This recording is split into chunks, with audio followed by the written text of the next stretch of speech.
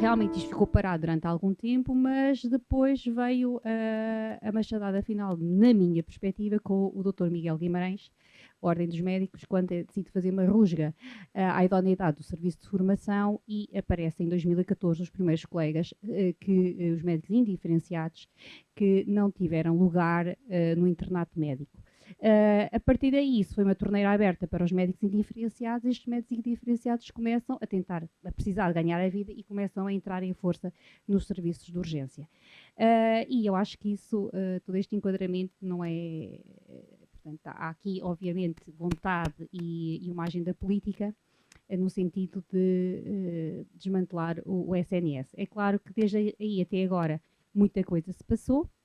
E por isso é que nós temos aqui estes dois oradores. Primeiro, vamos então passar a palavra ao Nuno Sousa, para ela nos explicar portanto, qual é o impacto que isto tem, os novos contratos, os médicos tarefeiros, a nível do serviço e da produtividade do SNS, se há aspectos positivos, se há aspectos negativos, o que mudar, o que aconselhar, e depois passar a palavra à Sofia. Nuno, tens a palavra. Então, obrigado a todos, obrigado especialmente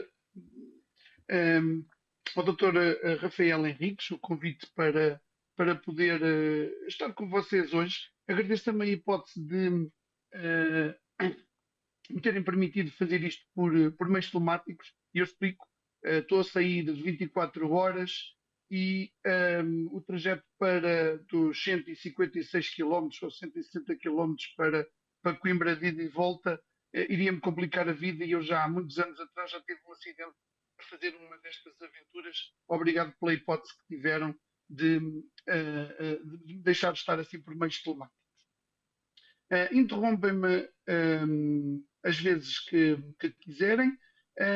Durante a apresentação eu vou dar um bocadinho as noções minhas, do médico Nuno Sousa, minhas também enquanto membro de um conselho de administração de uma OLS pequenina e cheia de particularidades, o que eu penso que seria importante para o SNS e o que está a acontecer na minha instituição com esta evolução histórica que no preâmbulo estava a ter.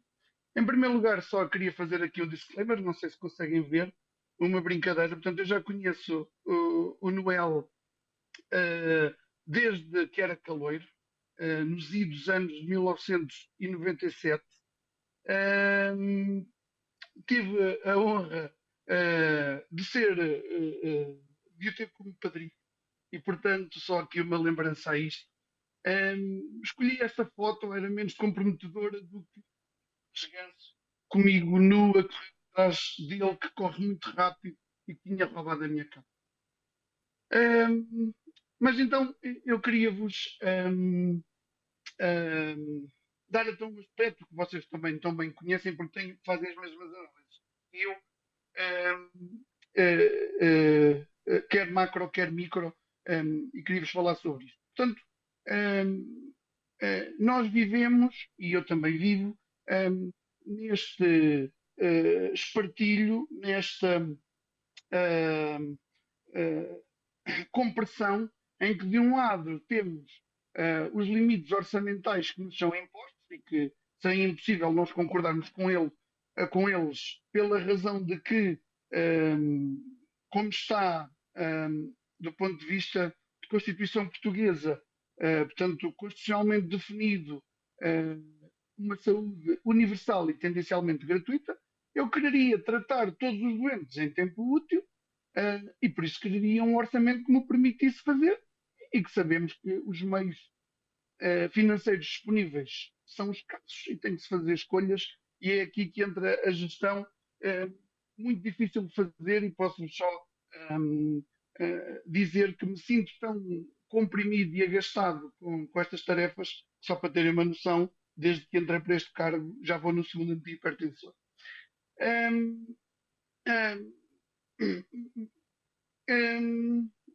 Mas, como estavam aqui a dizer no preâmbulo, eu penso que o diagnóstico está bem feito, e até baseio-me aqui neste estudo do Gabinete de Estudos da Ordem dos Médicos, publicado na Ata Médica Portuguesa, que fala precisamente de vários itens e daquilo que o estrangulamento das carreiras médicas, o seu não desenvolvimento,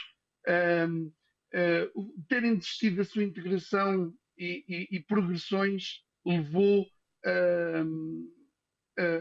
a ajudar a que houvesse desregulação. Uma desregulação marcada por esta pressão sistémica, em que, apesar de termos estrangulado as carreiras, continuamos a ter que prestar cuidados médicos à população portuguesa e que levou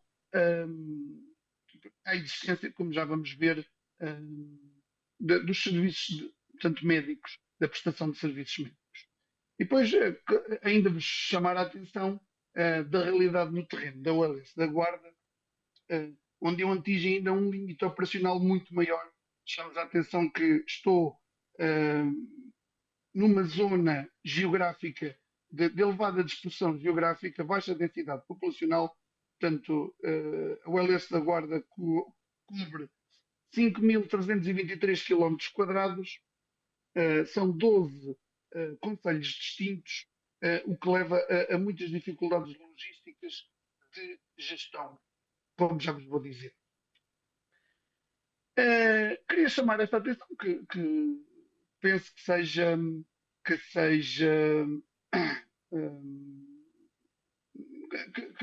vamos falar neste painel ininterruptamente. Já quando vim para a Guarda, e ainda, portanto, eu já vim para a Guarda em 2004, na altura fazer o internato médico, e ainda se vivia plenamente a carreira médica, e portanto, este, como estávamos a dizer, este é um problema que vem depois, mas que nasceu com o não desenvolvimento das carreiras médicas, a redução da sua tratabilidade e a necessidade de continuar a prestar os serviços médicos, e que levou então a esta realidade de progressivamente mais serviços médicos. Também a Guarda não foi exceção. Isto já vem antes de mim, isto foi a evolução que estávamos a contar, com a empresarialização na altura dos hospitais, dos centros hospitalares, das ACTEs, uma progressiva separação de funções, principalmente a divisão entre a entidade financiadora e a gestão na saúde. Isso tenho-me apercebido, e vocês saberão tão bem como eu, que cada vez mais temos problemas com a negociação entre o Ministério da Saúde e o Ministério das Finanças, e portanto daí também parte dos problemas que temos, mas temos que entender o que é os custos de saúde da nossa população.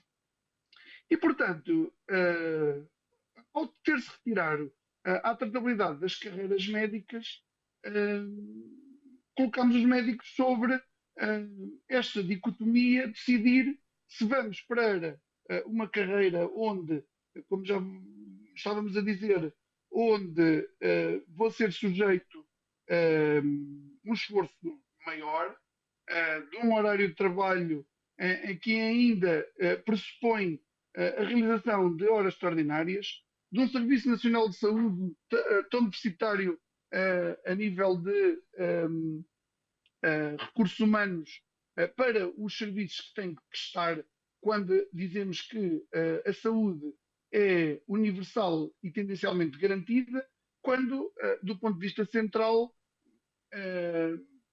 do ponto de vista político, o que nos dizem é que, de uma forma global, toda a população portuguesa tem direito a todos os tipos de cuidados. E, portanto, remetemos isto para um problema de financiamento e para um problema de gestão de listas de espera. E é com isso que estava aqui a falar da competição gerida, em que, para terem uma ideia, portanto, eu já estou praticamente há 18 meses como gestor da OLS da Guarda, mas logo, talvez na segunda semana, recebo um telefonema da direção executiva a perguntar-me, ainda estava a tomar conta das pastas e a perguntar-me que plano é que eu tinha para conseguir resolver a LEC e a LIC desta OLS com todos os problemas de recursos humanos que tinha. Lembro perfeitamente que já nesta altura, e eu, como estão a ver pelos meus slides e pelo meu discurso, estou muito, e esta é a opinião do Nuno Sousa, pró-carreiras médicas, pró-Serviço Nacional de Saúde organizado. Ajudem-me só, conseguem-me ouvir? Pronto.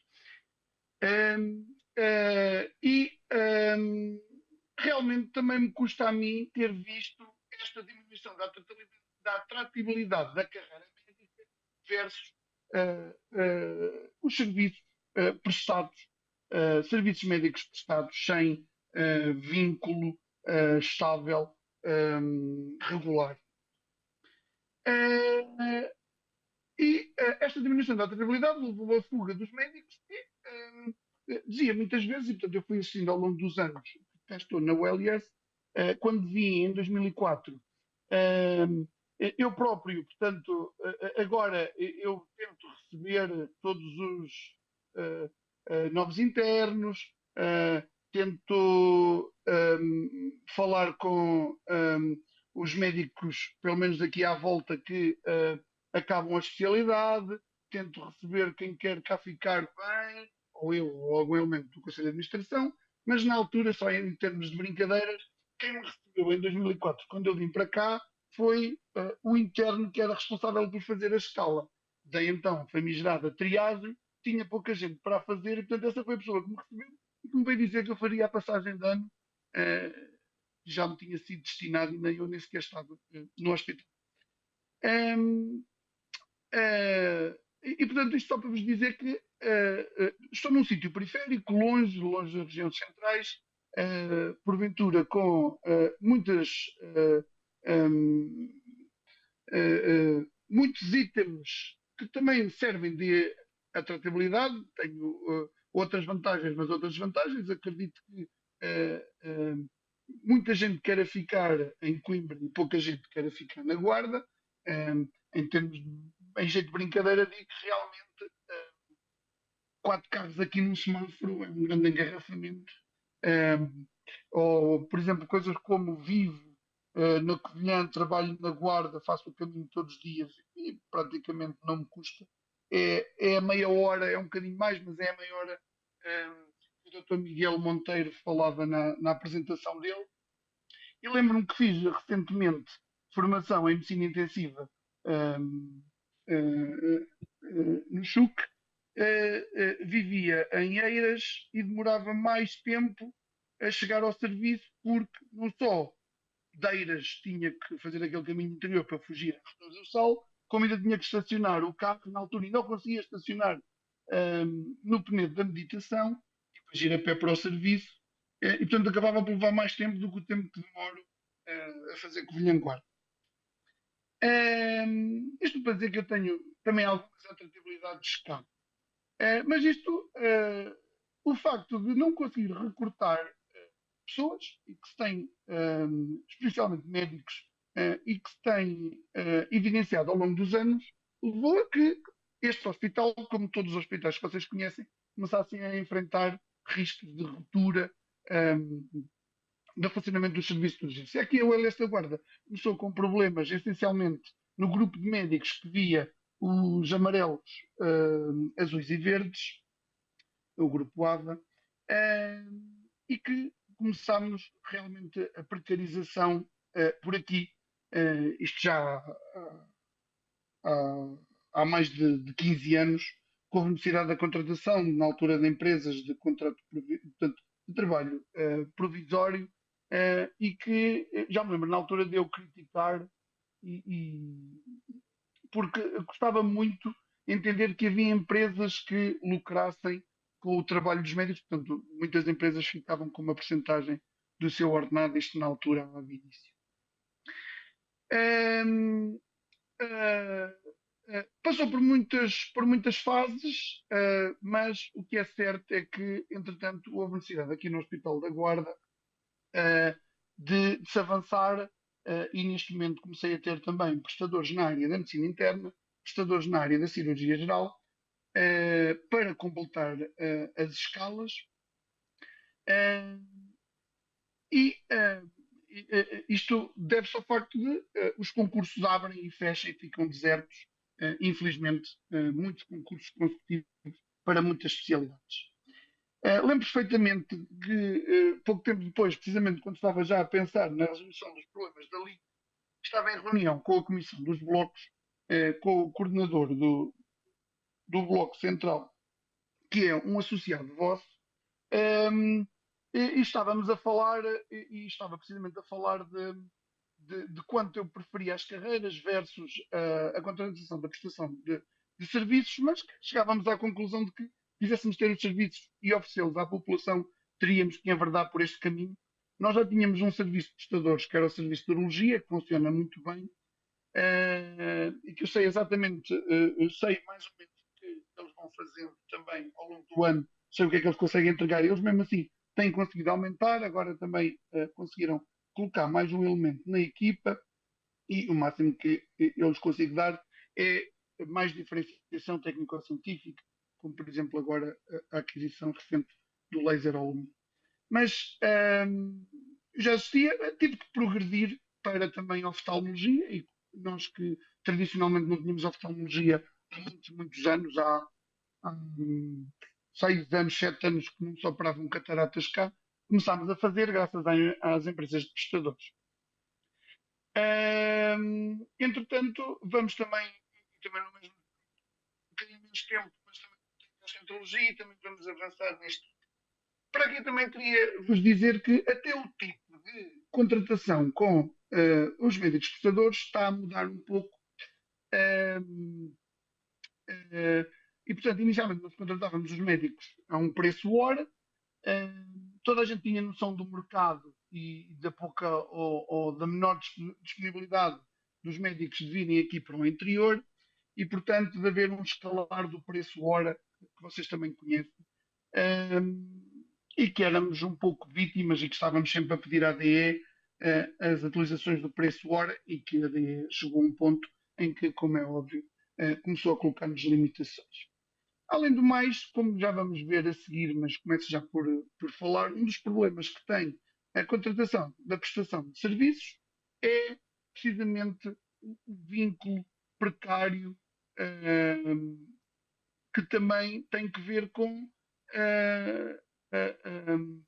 a regulação dos horários, o que acontece ou não acontece quando um médico prestador de serviços falta e deixa o serviço que era suposto fazer portanto, nas mãos dos colegas que estão, ou se nem sequer for substituído, porventura até nas mãos de ninguém.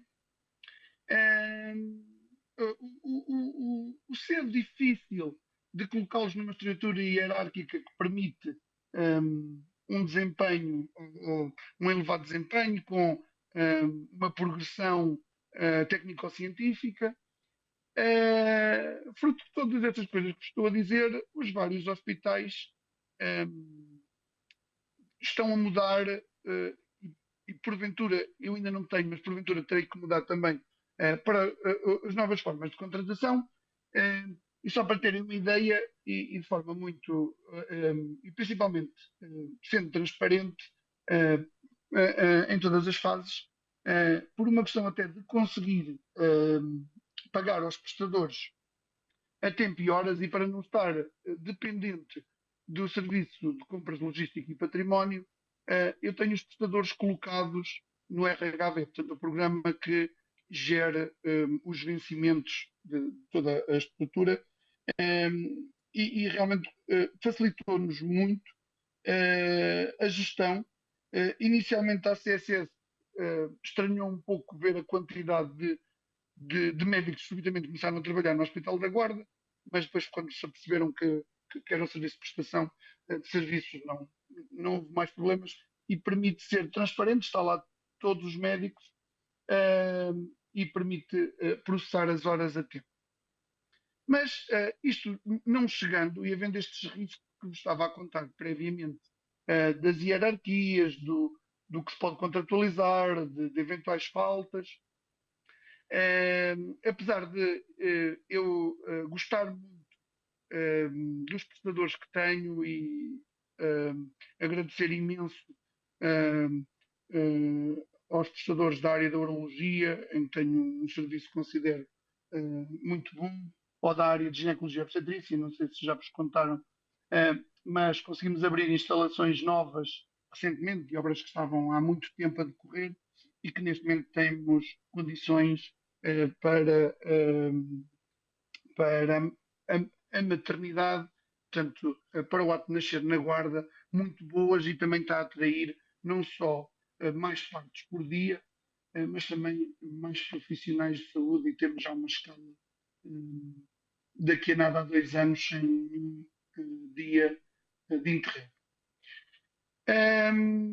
Mas agora, como estava a contar, coloca-se outra questão de porventura fazemos mesmo contratos ao abrigo de um concurso público de um serviço de prestadores em que a própria empresa faz de tudo para ser entregar um serviço com um conjunto de serviços médicos que tem que prestar ao longo do ano e, portanto, com tudo previamente acordado e, portanto, na prática será contratualizar mesmo um serviço médico. Mas, como é óbvio, eu gostaria era de voltar a ter as carreiras médicas cá.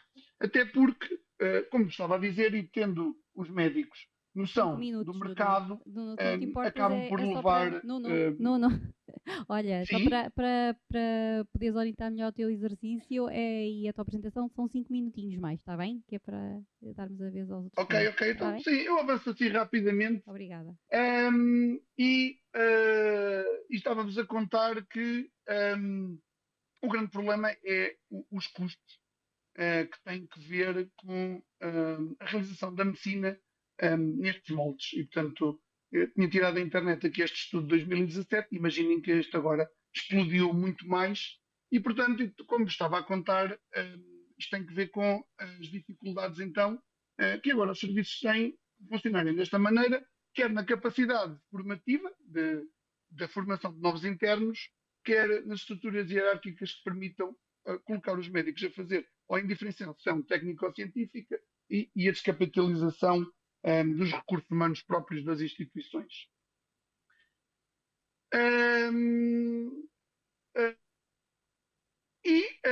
Em parte, foram precisamente as decisões prévias que têm empurrado os médicos a desistirem das carreiras médicas e a terem cada vez mais optado para a realização de prestação de serviços médicos. E, portanto, eu penso que o diagnóstico central está feito e resta-nos conversar e ver se haverá vontade política para tentar, como estava a dizer o Noel à entrada do fórum, começar a voltar a desequilibrar os pratos da balança para o lado das carreiras. E por isso, todos estes itens que eu tenho aqui, que realmente empurram as pessoas mais para a prestação de serviços médicos, seja revisto. Pronto, isto aqui estava a evidenciar precisamente o que foi publicado pela Ordem dos Médicos, e era isso que eu vos queria dizer, e a tentativa que temos feito aqui na ULS da Guarda também, por forma a garantir a captação e fixação de médicos com as diferenças técnico-científicas em várias áreas, nas áreas cirúrgicas, por exemplo, na ortopedia também, também na cirurgia, na pneumologia, é conhecido. Mas também, conhecendo nós o modelo holístico da fixação do talento, também é importante, e isto será sempre uma dicotomia meio ser humano, e portanto também é importante que as imediações do interior permitam um apoio comunitário e um ambiente que permita atrair as pessoas. Eu penso que é também conhecido por vós que está a melhorar a esse aspecto. E também o ambiente clínico no hospital, especialmente na ULS da Guarda, está a melhorar muito. Vocês têm conhecimento do número de USFs que se estão a formar anualmente, a aumentar muito, e também, só para ter uma ideia, as condições de trabalho na urgência da Guarda melhoraram. E, por exemplo, este mês foi o primeiro mês que me lembro desde há muito tempo em que tivemos que recusar muitos das possibilidades que os prestadores de serviço nos deram, porque já temos as escalas completas com recurso a menos prestadores. Mas eu concordo com as regras que se estão a pensar, e portanto todos nós sabemos, recebemos, já lemos a comunicação do Gabinete de Ministros à comunicação social sobre as regras que aí vêm para a prestação de serviços, mas chamar a atenção que temos que evitar restrições muito marcadas e muito abruptas das regras para a prestação de serviços, porque corremos o risco de entrar numa ruptura assistencial que seja muito prejudicial para a nossa população e para os serviços médicos prestantes.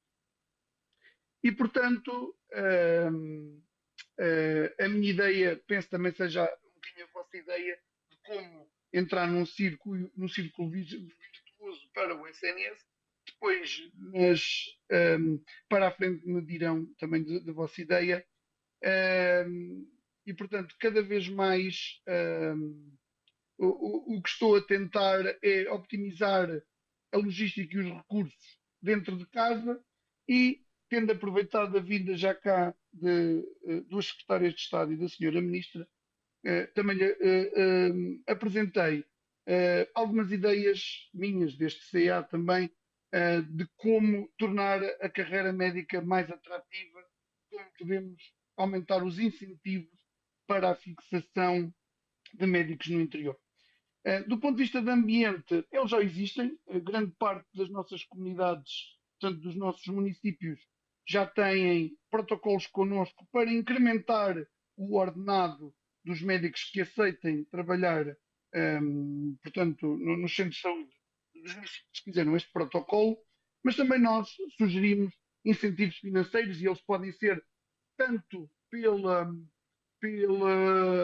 podem ser por todas as formas. Isto seria sempre uma negociação com os sindicatos, quer a existência de suplementos salariais, prémios, como os que vamos ver agora na urgência, mas que ficaram aquém do que nós esperávamos, mas também uma majoração dos impostos, incentivos fiscais, maior atratividade das vagas, conseguimos voltar a reforçar a formação profissional dos médicos, a melhoria das condições de trabalho que estava a contar, que tem sido um esforço muito grande deste Conselho de Administração para o serviço na urgência e que podem perguntar, ou não sei se tem alguém da Guarda, podem realmente falar, mas eu penso que esteja um pouquinho melhor, esperemos continuar a melhorar. Também com as hierarquias, como estava a contar, a gestão participativa, lideranças próximas que podem ajudar muito mais a evitar os conflitos e a progressão do trabalho ou a diferenciação técnico-científica do trabalho médico. E depois aquilo que a Vitória muito conta, que é precisamente a logística, vida pessoal, vida profissional, e esta parte aqui da organização interna, as estratégias, digamos que da logística. Por isso, coloco aqui como o resgate da ULS da Guarda seria possível com estes 5 eixos que vos tenho contado: incentivos financeiros, aposta no internato, condições de trabalho, apoio à vida pessoal e uma adaptação organizativa que estamos a tentar fazer. E aqui uma fotografia da cidade mais alta. Obrigado por me ouvir. Obrigada, Nuno. Realmente a tua apresentação foi muito importante porque o Sindicato dos Médicos do Centro tem que efetivamente olhar e estar mais atento. Não só estamos atentos, mas é sempre importante a questão das ULS do interior, da ruralidade, da organização de serviços e pensarmos realmente em estratégias de haver uma melhor cobertura e assim, obrigada pela tua apresentação. Vamos passar já imediatamente para a Sofia e aqui depois da Sofia o Pedro e depois então é que iríamos abrir a discussão, está bem? Até já. Ora bem, eu dividi a minha apresentação em duas partes, sendo que na primeira vou falar um bocadinho da fuga dos médicos, do SNS, e na segunda parte, o que é ser um médico empreendedor. Ora bem, relativamente à fuga dos médicos, porque é que fogem os médicos do SNS? É assim, eu acho que todos, isto já se falou um bocadinho, é remunerações e condições de trabalho, as faltas de perspectivas, a flexibilidade e qualidade de vida e as novas regras no SNS, porque há pessoas que acabaram o internato, que não quiseram concorrer e que também se vê um bocadinho nesta altura, ou seja, passado um ano, a saber se voltam ou não voltam e a ter que tomar aqui algumas escolhas. Eu penso que a realidade familiar é uma das coisas que mais empurra, pelo menos dos colegas com quem eu falo, é poder trabalhar a meio tempo, é poder ter a flexibilidade que os tarefeiros muitas vezes não têm, que é um bocadinho falsa. É realmente, eu trabalho 2 meses, não trabalho 1 mês, isto para alguns colegas, não é o meu estilo, mas para alguns colegas funciona muito bem. E para prestadores que estão interessados nesse tipo de serviço. Portanto, desde que tenham pessoas disponíveis, está tudo bem. Portanto, para algumas pessoas que têm familiares doentes ou que têm circunstâncias em que se querem deslocar ou que querem ter o tempo gerido à sua maneira, pode efetivamente ser uma mais-valia. Agora, então, exato, lá está, como dizia a nossa ministra, os médicos realmente querem ter vida, não é? Esses médicos querem ter vida própria, somos nós, eu acho que todos queremos, já não queremos ser aquele médico do antigamente que tinha a esposa em casa a fazer tudo, nós agora somos as médicas e não temos ninguém que nos faça tudo em casa, portanto agora as coisas dividem-se e há sempre trabalho, há mais vida. Ora, para onde é que fogem? Eu dou aqui uma salvaguarda, que é estes dados, eu não andei a fazer pesquisas extensivas e nós não temos dados muito precisos sobre estes números. Portanto, estes são números aproximados, ok? São números de inscritos na ordem, são os números que nós conseguimos escolher nas estatísticas que vão saindo. Para onde é que eles fogem? Para o setor privado e social, estima-se que mais de 50%. Portanto, tanto em questão de profissão laboral, quanto profissão liberal, que é o mais atraente, eu penso que é aquilo que nos atrai mais, é fazer o pequeno consultório ou a clínica, porque muitas das vezes conseguimos gerir melhor o tempo, ter mais tempo para os utentes e fazer um trabalho mais descontraído. Claro que como também temos que ganhar a vida, muitas das vezes temos que ir para os grandes grupos, 1 ou 2 dias, para efetivamente aí fazer o rendimento que compensa e que nos deixa fazer aquilo que nós gostamos no resto do tempo. Claro que há sempre a opção de emigrar. Eu pus aqui 1,5% a 2%, entre 900 e 1000 médicos, estima-se que emigram para o estrangeiro. Estima-se, nós não sabemos, porque eles podem pedir os papéis e podem não emigrar. Portanto, nós não temos uma estatística verdadeira. Acho que seria interessante a Ordem promover a realização de uma estatística para saber quantos membros estão no ativo, quantos estão reformados no ativo, o que é que eles estão a fazer, se estão no público, se estão no privado, se emigraram. Portanto, acho que isto era interessante. Depois, também há médicos que abandonam a profissão. Eu também já conheci colegas que abandonaram a profissão, justamente lá está, depois das fracas condições de trabalho, do burnout, da falta de ajuda, de interajuda, como tarefeiros, e que ponderaram mudar de curso e nem prosseguir para a especialidade. Porque nós, claro, não somos só médicos, gostamos de muitas coisas, e quando gostamos de muitas coisas numa fase inicial da vida, é assim que perdemos bons médicos. Era um bom colega e trabalhava muito bem. Portanto, é uma pena que os médicos saiam. Onde é que eles estão em Portugal? Bem, isto é uma estimativa, lá está a estimativa grosseira, está ali o aviso, mas estima-se que no SNS 47,7%, no setor privado 50,8%. E lá está, os 1,5% todos os anos que vamos sangrando para o exterior. Depois, dentro do SNS, a indicação plena estima-se, e assim eu vi estes números no SNS, eu não sei se isto está correto, corrijam-me, portanto isto são aproximações, eu não tenho a certeza porque nós não temos uma estatística muito dedicada, mas do que eu vi publicado, Temos a indicação plena 37,2%, portanto, dos especialistas do quadro, mas acumulam com o privado 41,3%, portanto, o que é significativo, ou seja, é mais do que os médicos em indicação plena. Depois temos os médicos internos, que constituem 11,9% do trabalho, mas como nós sabemos, há algumas áreas hospitalares em que eles efetivamente valem mais do que os 11,9%, porque fazem muitas escalas e tapam muitos buracos. Relativamente aos médicos reformados, eu pus aqui uma estimativa, porque podem ser contratados até 1.100 médicos reformados. Portanto, eu não sei se eles estão contratados, se não estão, se estão no ativo. Sei que há médicos reformados a trabalhar e conheço-os, mas eu não tenho uma estatística fidedigna. Não sei o que é que o Governo fez, nem contratações foram feitas. Agora, vamos à parte 2, que é a parte que nós queremos saber um bocadinho, que é, então, e o médico empreendedor, aquele que, o que é que eu vou fazer à minha vida quando sair do SNS? Portanto, vou ser profissional liberal, vou ser sócio-gerente, vou ser um prestador de serviços, vou ser tudo em um. Portanto, é um bocadinho essa a perspectiva. Ora bem, quando saímos do SNS, então com o que é que nós nos confrontamos? Com os famosos recibos verdes, mas no sentido de uma profissão liberal pode fazer sentido quando eu passo recibos verdes a 3, 4, 5 instituições, 5 clínicas pequenas, ou aos meus utentes, porque também faço trabalho ou no meu consultório, faço domicílios. Portanto, aqui faz sentido e depois, dependendo dos valores, muitas das vezes, depois a pessoa pensa em abrir empresa ou não, mas quer dizer, está numa situação em que gosta do seu estilo de vida porque é isso que escolheu.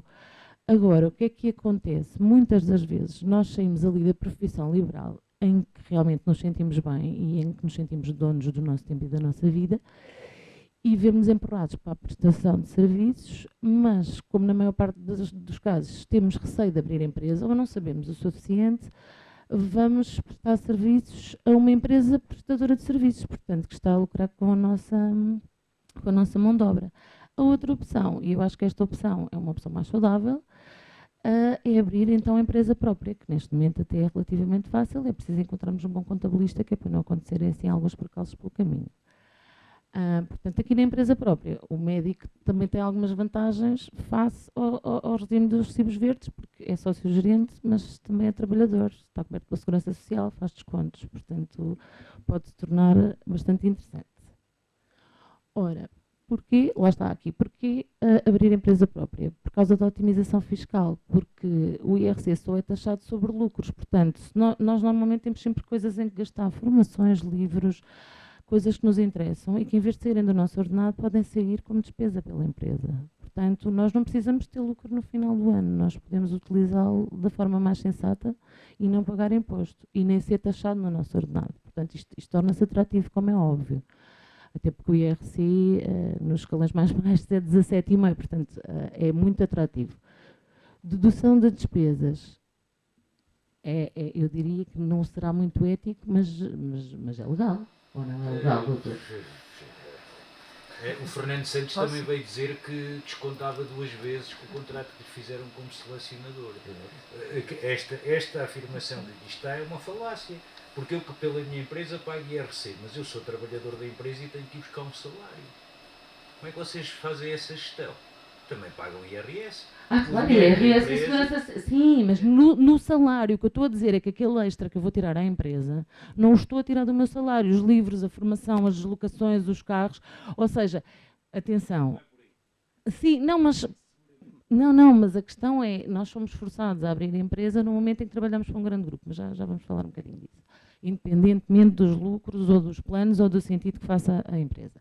Agora, portanto, a questão da dedução das despesas, portanto, que pode ser, lá está, uma fatia considerável de rendimento indireto e, lá está, a flexibilidade contratual pode ser uma realidade ou não, mas o que é facto é que ter uma empresa é imprescindível quando queremos prestar serviço em grandes grupos e não temos vinculação ao Estado ou a outra entidade. Ou seja, neste caso, sobretudo se ele vai ser o nosso empregador maioritário em termos de dinheiro, não quer dizer que seja de tempo, mas não aceitam por causa das multas que já tiveram e bem da Segurança Social por serem falsos recibos verdes porque não estão a fazer contratação. Portanto, limitação de responsabilidades não me parece que seja uma grande causa, poderá ser para alguns, para mim não penso que seja esse um motivo.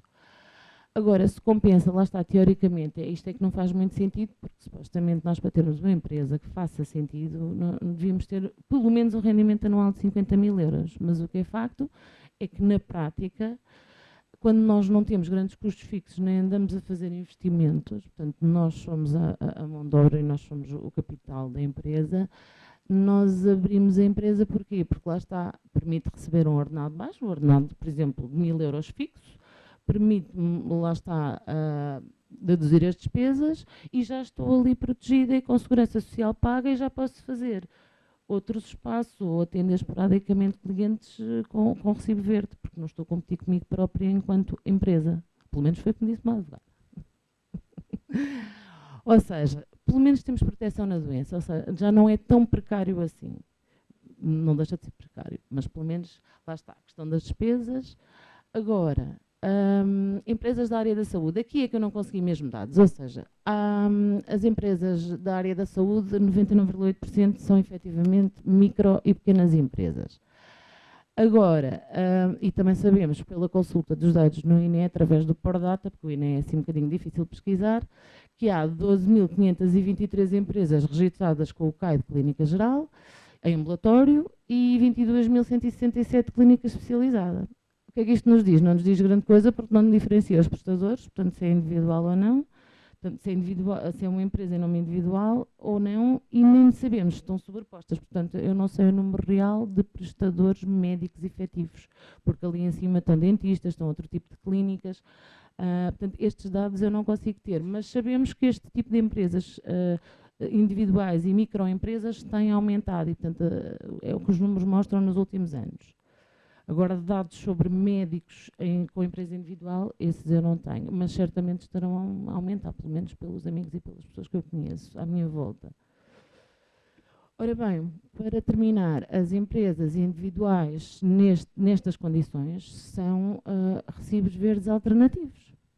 Portanto, isto é para não se pagar, não é, nem digo para não se pagar tanto imposto, é porque tem que se ter a empresa para se prestar o serviço porque não está a haver contratação. Portanto, pode ser interessante se a pessoa quiser ser muito flexível e trabalhar em vários sítios, mas também é extremamente precário se a pessoa está à espera de um vínculo, porque esse vínculo não é um vínculo frágil. Eu acredito que com a tendência da saída de médicos do SNS, aumenta o número de empresas individuais, o maior número de contratos a tempo parcial com baixo valor hora para profissionais que querem fazer atividade laboral, mas não querem criar a empresa ou têm medo de o fazer. Aumenta a oferta de médicos e degradação das condições de trabalho e do valor hora dos especialistas e generalistas. Isto não tem a ver com as especialidades, quer dizer, tem. Os generalistas, não é? O Dr. Miguel provavelmente sabe melhor que eu. Os códigos CAI foram feitos há muitos anos, assim ficou de quando os generalistas não eram especialistas, mas isto não tem qualquer relevância. Não é fidedigno, pois não, eu também tenho a ideia que não. Porque já me disseram que eu posso usar os dois CAI. Portanto. Exato, portanto. Ora, o que é que nós podemos fazer? O que eu acho que é importante é, lá está, todos nós conhecermos as leis laborais, independentemente de estarmos no público ou de pensarmos em abrir uma empresa. Nós devemos conhecer as leis laborais, não é? Porque nós somos o trabalhador também. Portanto, convém conhecermos as leis, convém procurar apoio jurídico na realização de contratos. Eu acho que é aconselhável, sobretudo quando são contratos de prestação mais complexos e nos litígios. Pronto, obviamente. Eu acho, claro, conhecer as legislações dos pagamentos, saber que uma pessoa, empresa com empresa, não vai receber no mês a seguir. Normalmente são os 45 dias, portanto, eles têm 13.000 ou 14.000 prestadores, 45 dias que o dinheiro deles no banco a render juros. Portanto, é um bom negócio para eles. E lá está, eu acho que nós aqui temos de ter literacia fiscal e financeira, que falta ali, porque às vezes os colegas pensam, isto é só abrir e experimentar. E é verdade, muitas das vezes acaba-se por fazer isso, vamos ver como é que corre.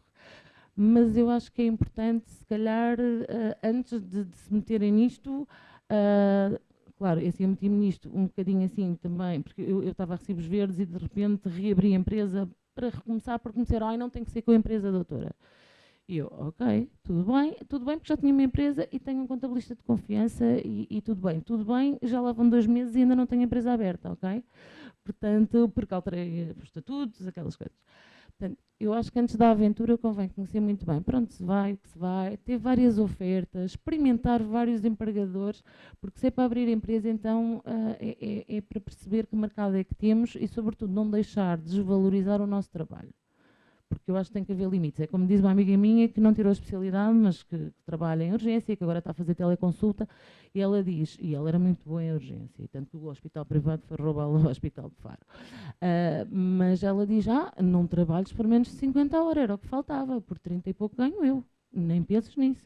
E eu achei graça àquele ênfase, mas tem que ser assim, efetivamente, o especialista, e depois, consoante a especialidade que se tem que saber o que é que merece ganhar também nos diferentes estágios. Claro que quem está a começar ou tem menos experiência, se calhar, tudo bem, pode fazer sentido, os 40, porque não vai ter rapidez, não vai conseguir fazer o mesmo tipo de trabalho. Mas há limites, e eu acho que aqui isso tem que ficar muito bem definido, e acho que os colegas devem falar uns com os outros, e nós, se calhar, também ajudarmos os nossos associados a decidirem sabendo naquilo em que se vão meter e sabendo se isso lhes interessa ou não, porque tenho que pensar muito bem. Eu, no meu caso, não tenho filhos, portanto, eu não estou preocupada com isso. Eu, se quiser fechar a empresa, fecho. Se quiser fazer outra coisa, faço. Mas caso contrário, estou presa ao prestador que me paga mais, até encontrar uma coisa melhor. E é assim, e embora eu acho, é assim, tenho mais tempo no privado para fazer consultas, mas também há dias muito maus e há dias em que também temos muito trabalho. E que não é, portanto, não é aquele mar de rosas, como algumas pessoas pensam, em que vamos fazer tudo calmo. Isso é no nosso consultório ou nos consultórios pequenos. Nos grandes grupos não é assim. Nos grandes grupos eu estou a trabalhar tal e qual como no centro de saúde, sempre a rodar e sempre com muita gente, e se for preciso sempre mais um bocadinho, e sempre a pedirem para pôr mais um. Portanto, não é a mesma coisa. Eu acho que era bom, era só para deixar assim pelo menos a minha impressão. E pronto, e agora agradeço contribuições. A trabalhá-lo, ou seja, que é esta nova realidade, cada vez mais colegas, como ela mostrou ali, cerca de 50% dos colegas já estão na medicina privada, muitos provavelmente é a acumulação, portanto não podemos ignorar esta nova realidade, e o sindicato até mudou os estatutos no sentido de albergarmos e defendermos os colegas que estão a trabalhar no privado. Mas antes de partir para a... Por acaso esqueci-me só de dizer uma coisa, depois quem quiser ver, eu deixo só no ecrã um exemplo prático daquilo que eu estou a falar. Isto é um exemplo hipotético, mas que eu acho que serve um bocadinho aquilo que eu falei. Já está. Que é, nós como empresa, imaginemos, trabalhamos 10 horas por semana numa empresa individual para prestar um serviço a um grande grupo. Isto é hipotético porque eu ainda nem sequer recebi o primeiro ordenado, ok? Isto faz 50 euros brutos à hora num salário líquido de 1000 euros mensal. Claro que quando nós trabalhamos de longe ou quando temos muitas despesas, podemos, por exemplo, conseguir 500 ou mais euros em ajudas de custo e despesas. E isto não estou a mentir, não, doutor Miguel. Porque, por exemplo, 120 km cada vez que se faz uma deslocação de ida e volta, a 40 cêntimos o quilómetro, é muito dinheiro. Portanto, ou seja... Sim, mas gasta-se 200 e pouco e portanto, consegue-se pagar um mecânico, ou seja, já dá algum lucro. E a questão é, lá está, grande desvantagem, nas férias não está a ganhar, portanto ele tem que ganhar para as férias fora desse tempo, portanto não trabalha, não ganha.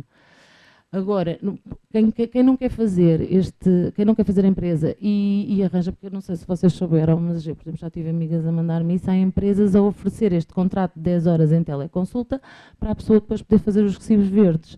Acontece, ou seja, porque já está a Segurança Social paga e, portanto, a pessoa já pode começar a fazer serviço a recibo verde. Acontece é que veja a desvalorização para um especialista passar de 50 brutos à hora, que não é fantástico, mas para 30 brutos à hora. Portanto, isto é uma grande desvalorização. Porquê? Porque a pessoa quer, que é para poder ir para os recibos verdes e não se chatear, nem pensar em empresas, nem pensar noutras soluções. Portanto, lá está. Também não me parece muito vantajoso. E contratos só para alguns, e dependendo das especialidades e da relevância que trazem aos grandes grupos. Pronto, era só isto que eu tinha mais assim para dizer. Vou passar então a ler a declaração ou a apresentação que o Pedro Pinto nos iria trazer aqui hoje. Pedro Pinto, FNAM, 28 de maio de 2026. Médicos tarefeiros, um relato pessoal. Estão-me a ouvir, não estão? Boa tarde a todos, uma saudação ao Sindicato dos Médicos da Zona Centro e à FNAM, e em especial à Vitória Martins, que me pediu que desse o meu testemunho enquanto médico tarefeiro. Trabalho exclusivamente como tarefeiro em urgência desde 2007. Fui dirigente do Sindicato e da Federação Nacional dos Médicos. Não terminei o internato de infecciologia. Julguei que não tinha terminado o internato por razões exclusivamente pessoais. Em retrospectiva, vejo que existiram também razões políticas, razões da organização política do Serviço de Saúde que me levaram a não terminar a especialidade e ter ficado com um médico indiferenciado. Isto acontece com muitos médicos que se tornam tarefeiros. Tornam-se tarefeiros por questões políticas. No meu caso, enquanto interno de infecciologia, eu passava entre 12 a 36 horas por semana a fazer urgência geral. Era tempo do meu internato em que servia de mão de obra barata e em que não estava a ter a formação que devia ter enquanto interno. Eram menos consultas de hepatites que fazia, era menos tempo no hospital-dia de imunodeficiência e na enfermaria. Para ter a minha formação específica em infecciologia e cumprir com os inúmeros turnos de urgência, tinha de abdicar do resto da minha vida. Não estive disposto a isso. A determinada altura, percebi que o meu patrão só estava interessado nas horas que fazia na urgência. Então decidi sair. Fazer 24 a 36 horas de urgência por semana e ser verdadeiramente pago por isso. Tal como eu decidi isso, enquanto médico indiferenciado, muitos especialistas são colocados perante situações semelhantes. Um internista que inicia funções como assistente hospitalar vai aceitar fazer inúmeros turnos de 12 horas por semana na urgência, sem saber exatamente quantos, nem quanto lhe vão pagar por isso.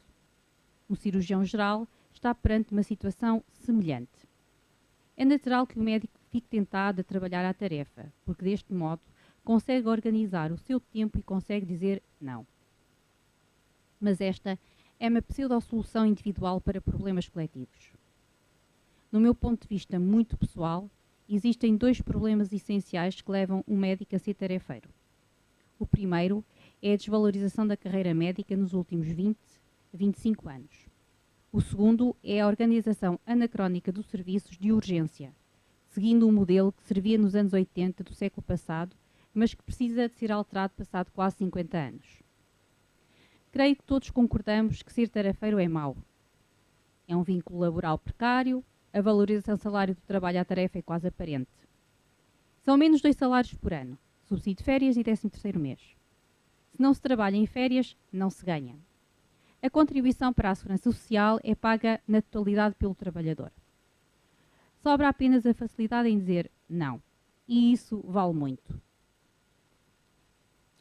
E nós queremos dizer não à obrigatoriedade de fazer horas extraordinárias sem fim. Queremos dizer não a ter de fazer trabalho ordinário depois de ter feito uma noite. Queremos poder organizar a nossa vida com as nossas famílias e a nossa fruição cultural e desportiva. Rejeitamos volumes de trabalho sufocantes, que levam com tanta frequência ao burnout entre nós. Mas ao dizermos não a isso, obrigam-nos a abdicar das carreiras médicas que garantem a qualidade assistencial e a formação contínua em serviço dentro de uma hierarquia por nós definida como progressão na carreira. Interno, assistente hospitalar, consultor, assistente graduado. Perde-se o cimento que sustenta um serviço. A maneira de acabar com os tarefeiros não é por decreto. É pela valorização das carreiras médicas, pelo aumento dos salários dos médicos, pela diminuição do tempo extraordinário, tendo como objetivo 0 horas extraordinárias por ano. É ter horários de trabalho de 35 horas semanais. É ter serviços dimensionados para o volume de trabalho efetivo, em vez de andar sempre em esforço e fazer disso regra.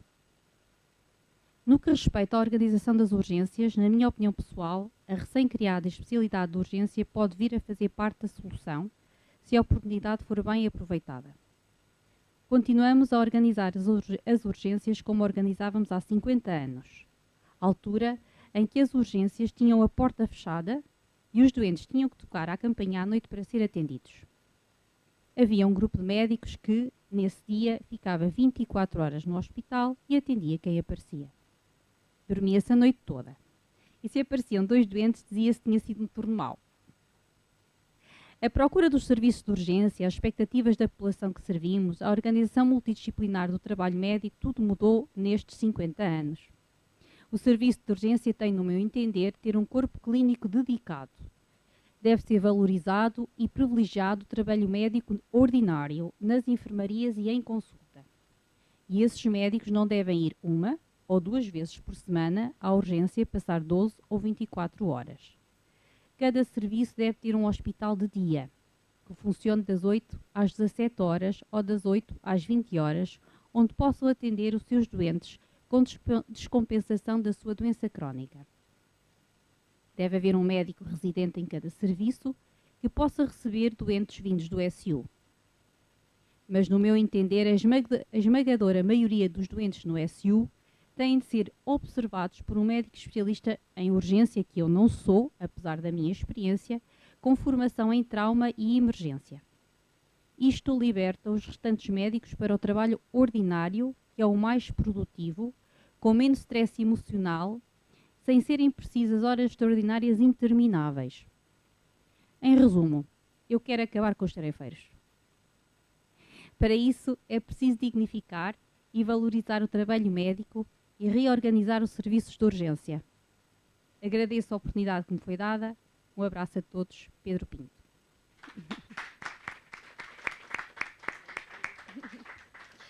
Pronto.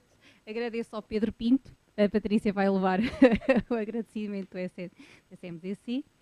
E posto isto, portanto, eu acho que isto é um tema, obviamente, que ainda não está muito bem estruturado nos nossos pensamentos. É realmente agora um espaço de discussão.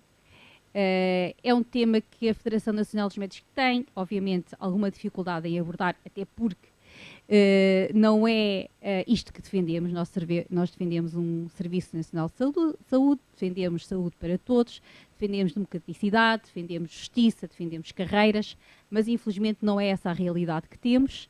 O que temos é que 50% dos médicos já estão no serviço privado.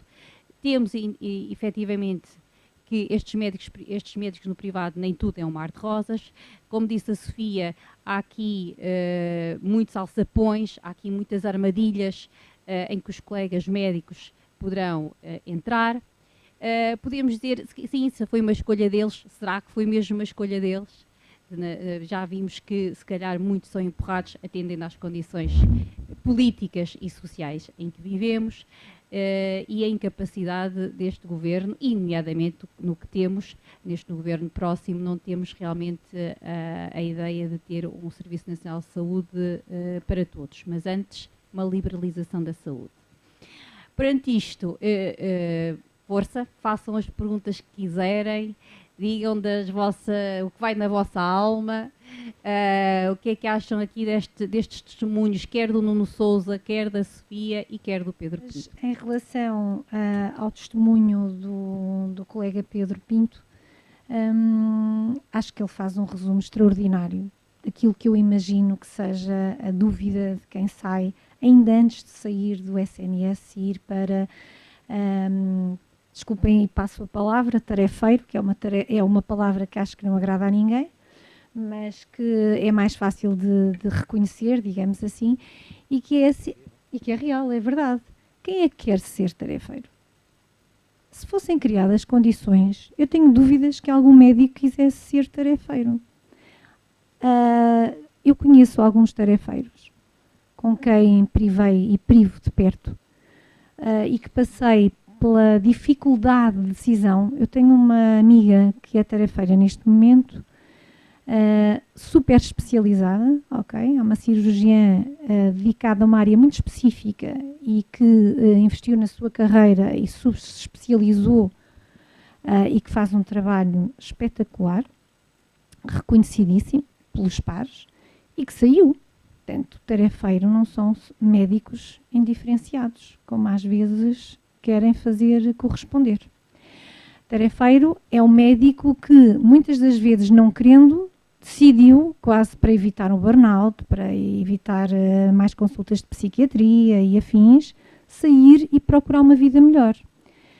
A Sofia falou muito bem, acho eu, de alguns fatores que poderão levar ao médico decidir sair do Serviço Nacional de Saúde. Efetivamente, conseguir conciliar a sua vida pessoal, eu diria daquilo que tenho visto que é realmente um fator muito relevante, mas não vi ali um fator que eu acho também relevante e, por acaso, várias pessoas que eu conheço que saíram do meu serviço e de outros serviços similares têm a ver um bocadinho com, lá está, a organização dentro do próprio serviço, dentro da própria ULS. Sem dúvida. Mas estava lá um bocadinho a perda de autonomia, eu não falei disso, que é o de repente tudo é uma avalanche e nós não conseguimos mudar nada. Tudo é igual. Não interessa. Tudo se mantém, nada muda. Não, e tudo é igual dentro da própria, não há carreira. Isto Sim, o Dr. Pedro também disse muito bem. A carreira fica completamente diluída e ser um médico especialista há 20 anos ou ser um médico recém-especialista há 1 ano passou a ser igual. Com todo o respeito que eu tenho pelos recém-especialistas, porque eu também já fui recém-especialista.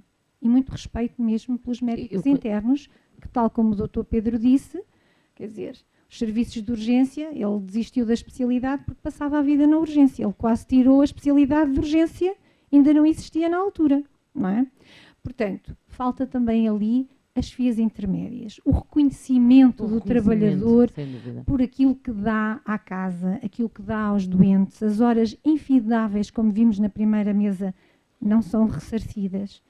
É aquele tempo, a gente não precisa que bata palmas. E há outra coisa também que eu não disse e que foi uma das minhas decisões e eu devia ter posto ali, que é a ausência de vagas e concursos a meio tempo. Não se permite que as pessoas possam construir uma vida a meio tempo. Sim, e aquelas que, por exemplo, um bom exemplo, eu conheço um colega, eu posso dizer a especialidade de gastroenterologia, que aqui há muitos anos atrás, por uma questão pessoal, decidiu pedir redução para meio tempo. E explicou, senão a minha vida pessoal não permite continuar com 40 horas, se não permitirem eu vou-me embora. O hospital preferiu que ele se fosse embora. Portanto, de facto, esta falta de flexibilidade é efetivamente um dos motivos, a falta de reconhecimento, a falta da carreira médica. Nós não temos verdadeiras carreiras médicas. E a urgência, e eu faço sempre isto numa questão quase provocatória, deixo-vos a refletir para verem as especialidades que não têm urgência em presença física e vejam que não ouvem falar de problemas nessas especialidades. Portanto, o problema continua a ser a urgência, como é este ano, era o ano passado, era há 10 anos, era há 20, e nada muda. Portanto, o colega também falou e muito bem nesta hipótese, sendo bem aproveitada da especialidade e da subespecialidade, poderemos ter aqui uma janela aberta para melhorar o serviço de urgência, mas não basta, porque o dinheiro, e também foi falado, é de extrema relevância. Também vos vou deixar a refletir. O que é um tarefeiro? É quem trabalha à tarefa, fora do seu hospital, mas não é fora do Serviço Nacional de Saúde. Quantos médicos estão vinculados a uma OLS e fazem tarefa noutras OLS, noutros serviços de urgência? Posso-vos dizer que conheço realidades de serviços de urgência com, passa a expressão, buracos na escala. Portanto, há um serviço de urgência que tem o seu quadro de médicos, os médicos atingiram o seu limite das horas extraordinárias, não fazem mais urgência no seu hospital, mas depois estão disponíveis para ir fazer urgência noutro hospital do Serviço Nacional de Saúde à tarefa. Nada os impede. E se vocês virem qual é o diferencial é a remuneração. Enquanto tivermos o mesmo trabalho, no mesmo patrão, pago de formas diferentes, isto vai acontecer. Portanto, tem que se refletir de que forma é que se pode uniformizar. Nós somos um país pequeno ainda por cima. Portanto, isto precisa de uma grande volta. A FNAM tem alertado para imensas alterações que podiam sim acabar com os tarefeiros.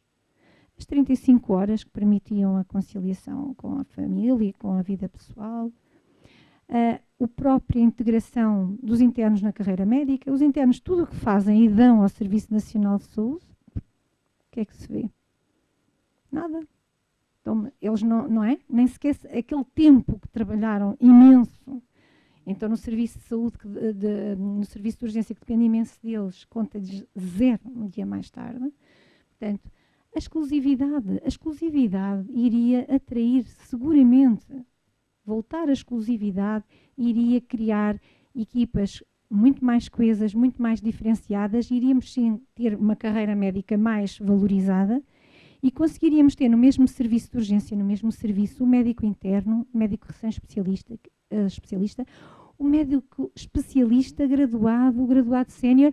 Tínhamos aquilo que eu me lembro, quando era interna, de estar num serviço de urgência com médicos quase do início até ao final da carreira, em que tudo trabalhava em equipa, onde se pensava, onde se discutia, onde se ajudava. Agora não há isso, vocês veem os serviços de urgência. Por isso é que também as altas não são dadas. Perguntem-me porque é que os serviços de urgência estão cheios. O motivo é só a procura exagerada de doentes aos serviços de urgência? Talvez. E depois quem é que lhes dá alta? Vou terminar. Quem lhes dá alta? Portanto, deixo-vos a refletir um bocadinho sobre isso e parabéns pela mesa. Eu comparo muitas vezes esta... Bem, em primeiro lugar, partilhar as dores do Dr. Nuno Sousa. Eu sou diretor de serviço em Porto Alegre e, portanto, Guarda, Porto Alegre e Bragança, diria que são aqui os 3 mosqueteiros da desertificação. E Castelo Branco também, exato. Ou seja, toda a faixa da raia. Portanto, partilhar as mesmas dores, mas também é possível fazer um trabalho muito bom nestes locais. Aí, pelo que eu vi, a Guarda está a ser um bom exemplo disso mesmo também. Relativamente à prestação de serviço e aos médicos prestadores de serviços, eu comparo sempre esta situação com o momento histórico do American Dream, ou seja, o sonho americano, não é? Que levou a uma migração em massa de europeus para a América à procura do tal sonho americano, que o Eldorado, em certos momentos, foi um mar de oportunidades, mas depois colocou esses imigrantes à mercê do mercado liberal e da desregulação total que se vive naquele país. Portanto, de facto, os médicos estão confrontados perante o mesmo drama que estes migrantes colocavam na altura. Por um lado, falta de condições nos seus locais de origem, não é? E por outro lado, um mercado liberal que os vai trucidar em menos de nada. Portanto, este é a grande dúvida que se coloca perante os médicos. Ficar num local de condições de trabalho muito difíceis, mas ainda onde existe alguma regulação, ou ir para um local que pode até ter mais oportunidades, mas que são sempre muito voláteis. Do ponto de vista de um sindicalista, que é a função que aqui estou a desempenhar, eu acho que é muito importante nós consciencializarmos os colegas, e esta carta focou essa parte do temos que saber dizer não, mas também saber dizer não nos locais de trabalho, também no serviço público. Quando nos pedem mais de 150 horas por ano, nós temos que saber dizer não, porque a lei ainda está do nosso lado. Quando o interno tem que fazer mais do que 12 horas de urgência por semana, o interno tem que saber dizer não, porque a lei ainda nos protege. Ou seja, eu percebo o contexto do colega, ou seja, dizer não levou o colega a sair, mas eu penso que nós, enquanto sindicatos, temos que ajudar os colegas a dizer não, mas para que se mantenham ainda, não é? Porque a nossa ação protetora enquanto sindicatos, a partir do momento em que os colegas saem, é muito mais difícil. Muito mais difícil. Mesmo, eu sei que houve mudança estatutária aqui no centro, nós no Sul ainda não o fizemos, portanto, até do ponto, em conversação, até do ponto de vista de conceito, será que um sindicato, há sindicatos de patrões ou não? É que os médicos que têm empresas próprias são patrões, não é? Portanto, há toda aqui uma questão conceptual e depois que também é prática, ou seja, é difícil. Portanto, eu acho que esta mesa foi muito importante por isso, para nós continuarmos a fazer esta reflexão e torná-la em prática também, não é? Na FNAM. Portanto, muito obrigado ao sindicato uma vez mais por ter trazido este tema. Sou eu agora. Muito bem. Eu vou ser cínico agora. Ok? Eu vou fazer aqui de advogado do diabo, porque... Advogado já é. Advogado já sou, agora vou ser mesmo do diabo, ok? Pronto, eu ouvi aqui... Pois é. Pronto, agradecer em primeiro a intervenção do Dr. Nuno, que nos dá a perspectiva de quem está a gerir uma ULS com muitas dificuldades no terreno e que nos veio aqui mostrar como é que, de uma forma ou de outra e quase inexoravelmente, uma ULS com estas dificuldades de recrutamento é mesmo empurrada para a contratação de prestadores de serviços porque não tem outra alternativa. Depois, em relação à intervenção da doutora Sofia, eu tenho que fazer aqui algumas correções. Porque... Eu até o ia convidar Exatamente. justamente a corrigir aquilo que não achasse bem. E isto porquê? Porque a doutora Sofia tem uma especialidade em MGF, e portanto aqui, agora é que eu vou mesmo ser cínico, porque a doutora Sofia fez uma opção e eu vou-lhe já mostrar em termos concretos e em números se essa opção foi válida ou não, porque eu não tenho a certeza que tenha sido. Eu já lá vou. E depois o relato, de alguma forma pungente, do Dr. Pedro, de quem eu gosto muito e tenho pena que não nos acompanhe mais vezes, porque eu, tal como ele termina a sua exposição, eu também queria que não existissem tarefeiros no SNS, mas nós ouvimos aqui 3 relatos onde essa realidade se instala, seja por pressão do próprio sistema, seja por voluntarismo dos próprios médicos, seja por falta de alternativa dos trabalhadores médicos. Mas eu agora vou-vos só dar aqui uns dados, porque num contrato de trabalho, em que é que ele consiste? Consiste em eu, enquanto trabalhador, dar o meu tempo e a minha disponibilidade para o trabalho, para, sob as ordens e a hierarquia de uma terceira parte, que é o empregador, prestar, em contrapartida de uma retribuição, a minha atividade. Certo? Então eu vou-vos explicar uma coisa. O contrato de prestação de serviços não é muito diferente disto. Só que o contrato de prestação de serviços é regulado na lei em 36, 37 artigos. Nem sequer como contrato principal. É sob o contrato de mandato que é regulado a prestação de serviços. O Código do Trabalho, só o Código do Trabalho, tem 566 artigos. Ok? Qual é que é a diferença entre um e outro? É que, ao passo que no contrato de trabalho existe um vínculo de subordinação à hierarquia do empregador, no contrato de prestação de serviços ela supostamente não existe. E eu digo supostamente porquê? Porque eu entendo que não é possível juridicamente falar-se na palavra de prestador de serviços em relação a um médico no SNS. Não existe. Isto não existe. Juridicamente é um contrato de trabalho. Nenhum médico trabalha isoladamente. Bem, e vai eventualmente os radiologistas que andam a fazer as coisas agora na net e que fazem coisas. Mas a generalidade do trabalho, sobretudo o trabalho em serviço de urgência, é um trabalho de equipa. Não é... Nós tivemos o taylorismo no fim do século XIX, que era mesmo a divisão do trabalho em tarefas, em que se um indivíduo, punham 3 indivíduos a montar uma cerca, um abria o buraco, o outro metia o pau e o outro tapava o buraco. Faltava o do meio, um abria o buraco e o outro fechava o buraco. Isto era o taylorismo.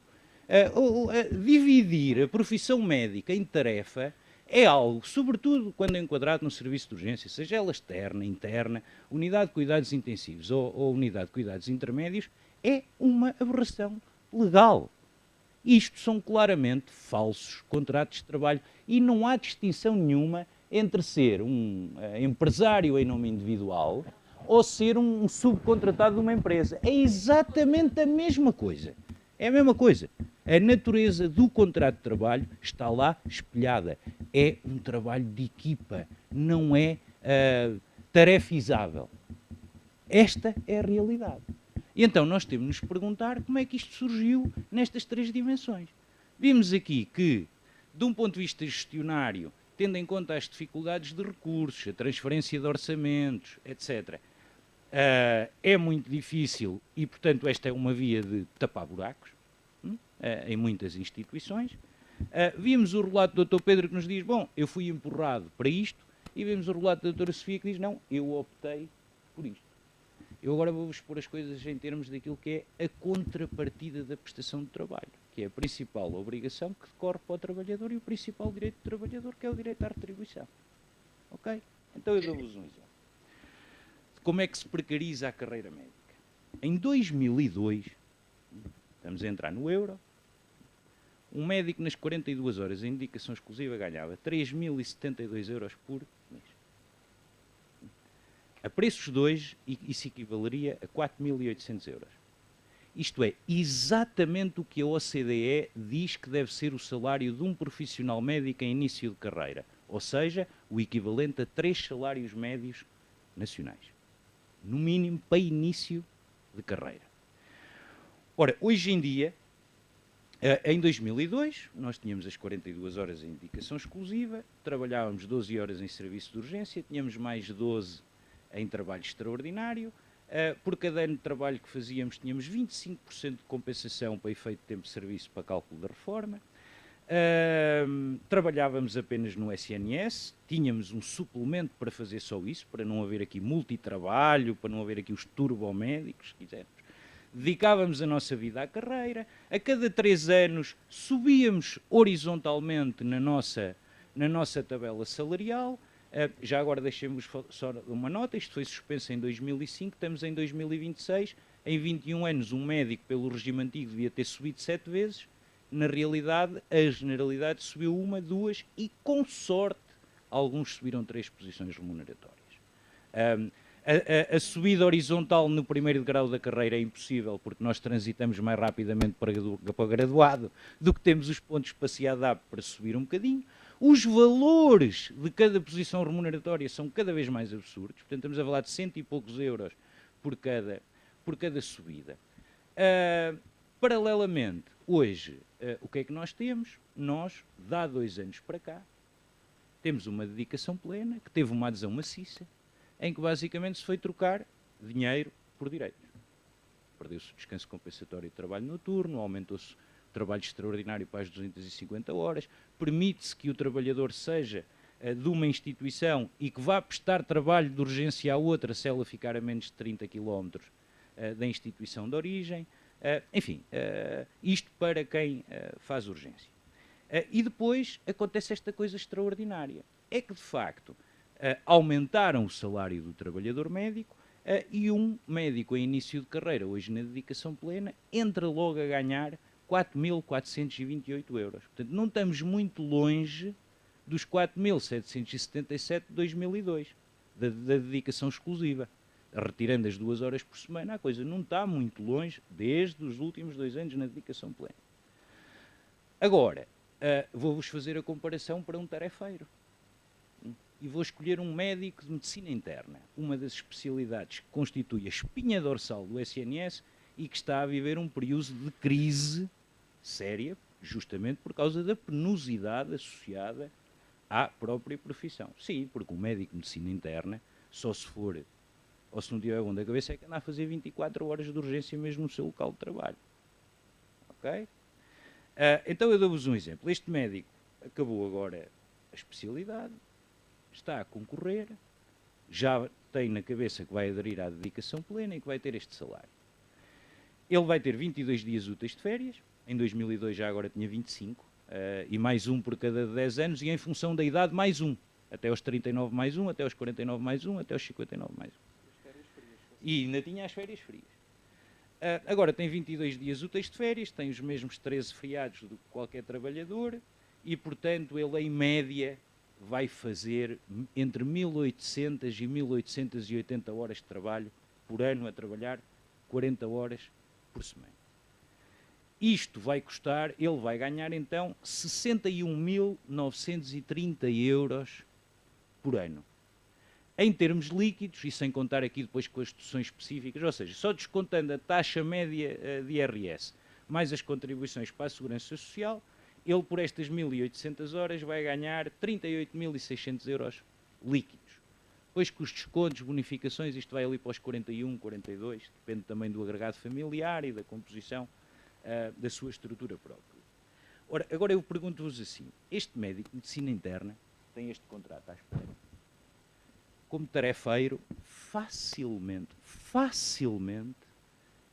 encontra um contrato a pagarem 50 euros a hora. Facilmente. 50 euros. A média são 45, mas a média integra especialistas e não especialistas. E sabemos que os não especialistas, já há muitos contratos de prestação, começam nos 20 euros. Nos 20 euros. Ok? Então eu vou-vos dizer, sabem quantas horas é que este tarefeiro precisa de se fazer para ganhar líquido o mesmo que no contrato na dedicação plena? 1.200 horas. Menos 600 horas. E dizem-me assim, mas são 1.200 horas de urgência. Pois, mas o da dedicação plena tem que custar 880, a título normal. E ele pode escolher as horas que faz. Sabem quantas horas por semana é que ele tem que trabalhar para fazer estas 1.200 horas? 24. 2 períodos de 12 ou um de 24.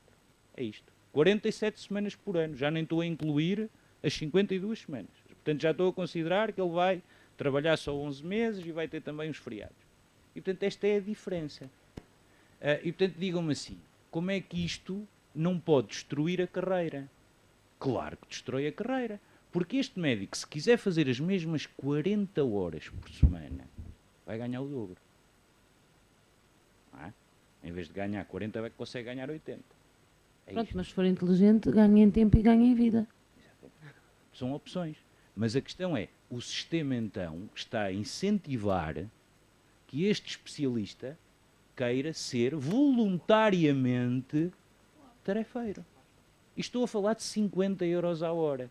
Eu posso-vos contar a história de um colega de Lisboa, não posso? Pronto, tudo bem.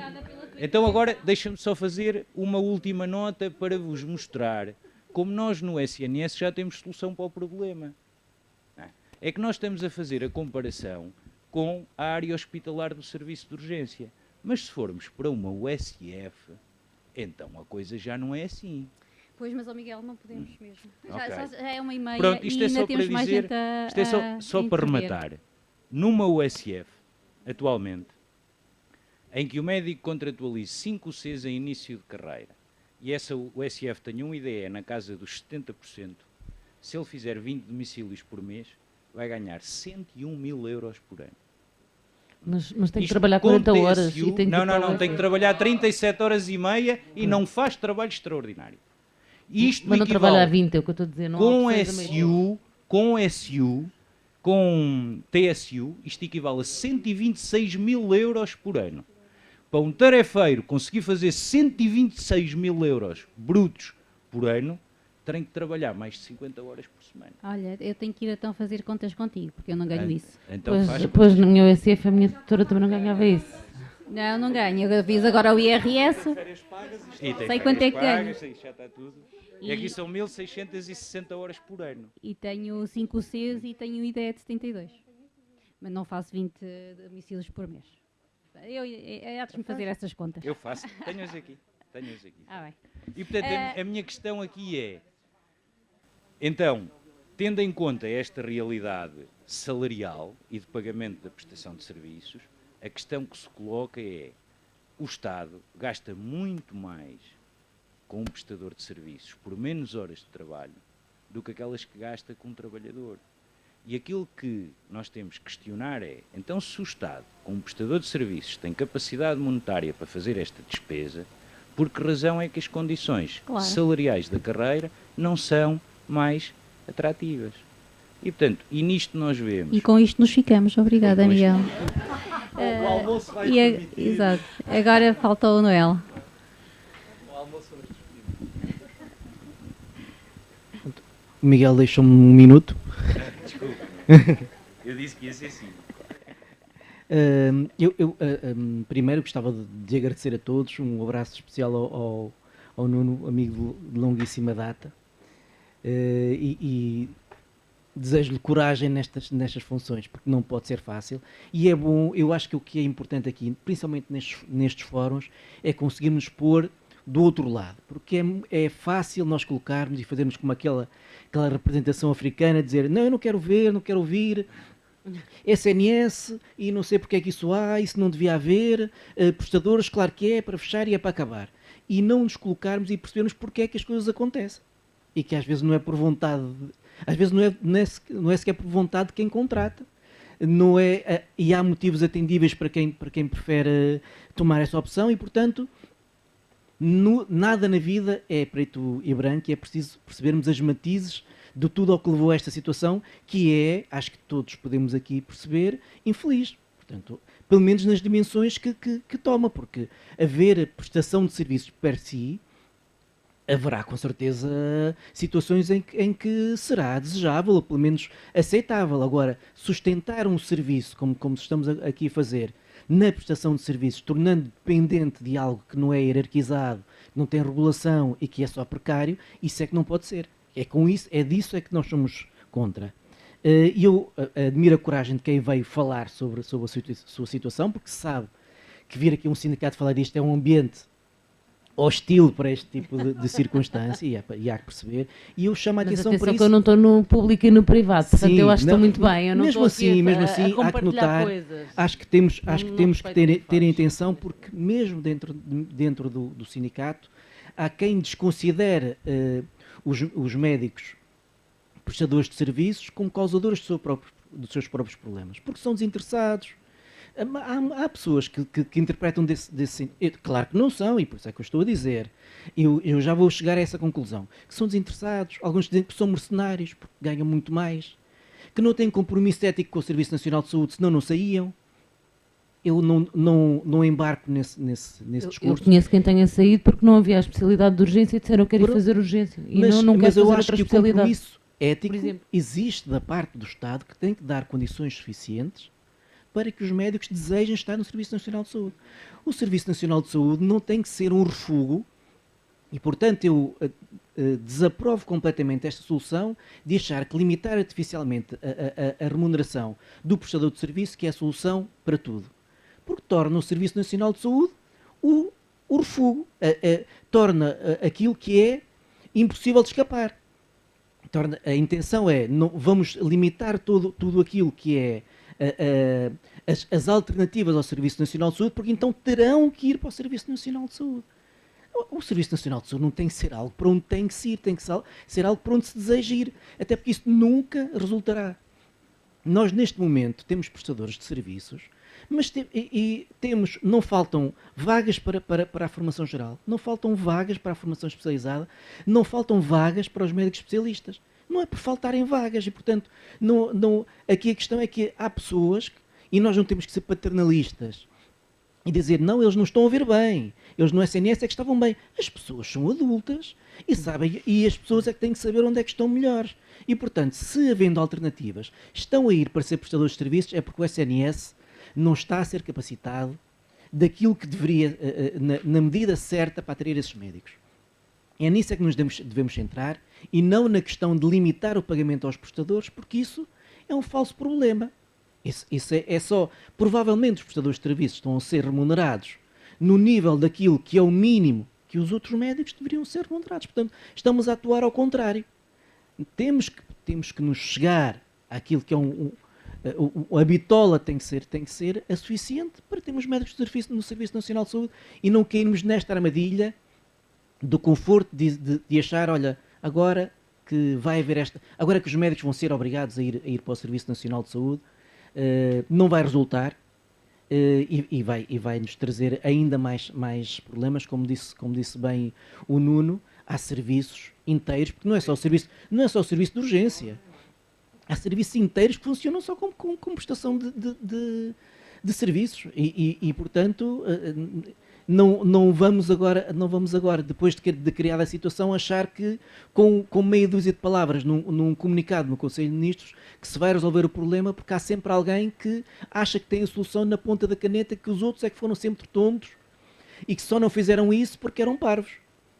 Já começaram a andar para trás nos esclarecimentos e mais andarão, porque é impossível, com o sistema que eles próprios criaram, de resolver só com a ponta de uma... É tão simples de uma como uma caneta. coisa: se eu sei de pessoas reformadas, médicos reformados, a fazer trabalho a meio tempo na minha zona, porque é que raio não abrem vagas para nós podermos concorrer para esse tipo de trabalho? Porquê?